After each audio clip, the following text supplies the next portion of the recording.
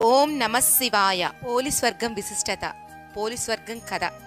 కార్తీక మాసం ప్రారంభ దినమైన శుక్లపాడ్యము నుండి ప్రతిరోజు కార్తీక దీపారాధన చేసి కార్తీక మాసం ఆఖరి రోజు అనగా మార్గశిర శుక్ల పాడ్యమి గడియలలో చేయు దీపారాధనను పోలీస్ వర్గం దీపారాధన అంటారు.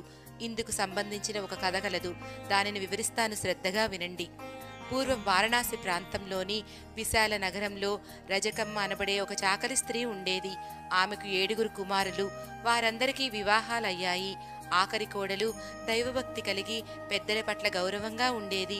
ఇంటిలోని వారంతా పూజలు చేసేవారు, కానీ ఎవరికీ ఏకాగ్రత భక్తి ఉండేవి కావు. ఆఖరి కోడలు పోలమ్మ ఎవరికీ తన వల్ల ఏ విధమైన ఇబ్బంది రాకుండా పనులన్నీ తానే చేస్తూ వినయంగా ఉండేది. కార్తీక మాసం వచ్చిన నాటి నుండి అత్తాకోడళ్ళు అందరూ నదీ స్నానానికి వెళ్లేవారు, కానీ పోలమ్మకు మాత్రం పనులు అప్పచెప్పి ఇంటి వద్దనే వదిలేసేవాళ్లు. పోలమ్మ ఇంటి దగ్గరే స్నానం చేసి పెరటిలోని పత్తిని తెచ్చి వత్తిని చేసి వెన్నతో దీపారాధన చేసేది. భగవన్ నామస్మరణ చేస్తూ ఉండేది. పోలమ్మకు ఆయుర్దాయం తీరిపోయింది. సునాయాస మరణం కలిగింది.